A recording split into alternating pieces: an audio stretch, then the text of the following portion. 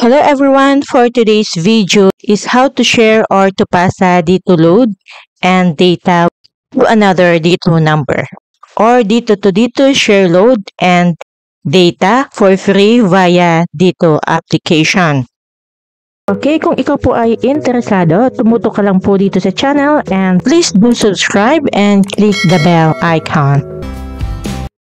Okay, kung tayo ay magpapasa or mag-share load via dito application, in sharing data, the minimum sharing is 50 MB per transaction with a maximum of 5 transactions per day. At kapag ipapasa naman natin ang regular load for another dito subscribers, ang minimum amount is 5 pesos and valid na po ito ng 1 taon. Okay, to share dito load or data, first is open your dito application.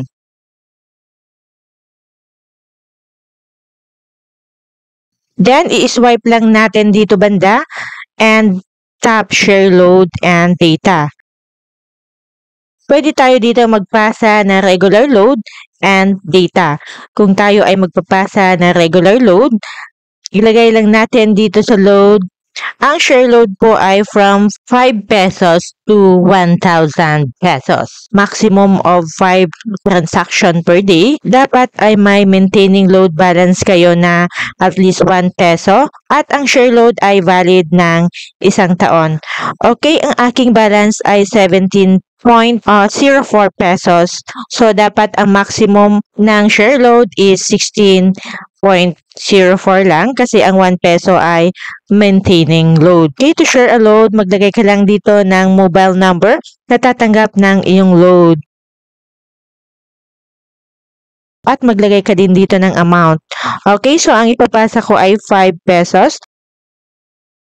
Then, kung ikaw ay sure na, ay itap itong share now. Then, tap get OTP to request for a one-time PIN.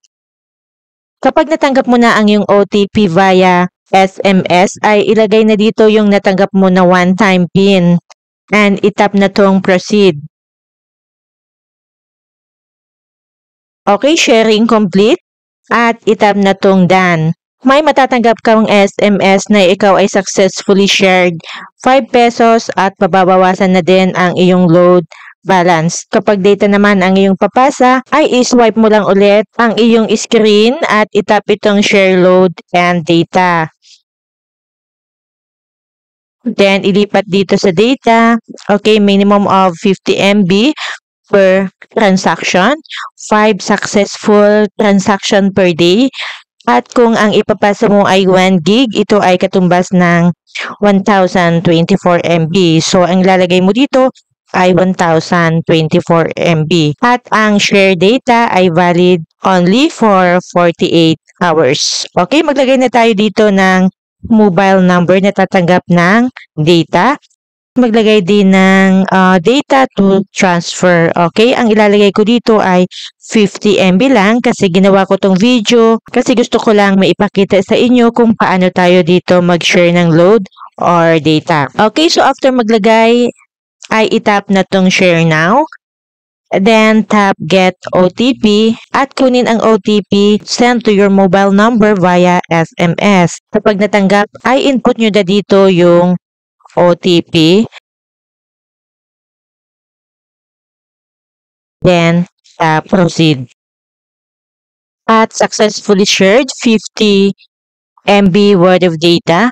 Okay, then tap natin tong done.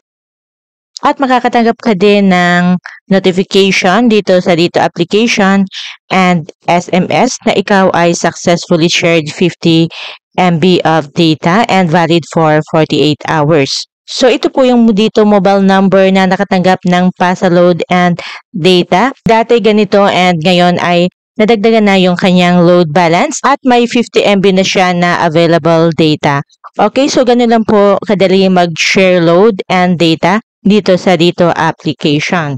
At sana po ay nakatulong itong video sa inyo. At kung kayo po ay natulungan din ng video, hit like and subscribe button. Okay? Thank you for watching.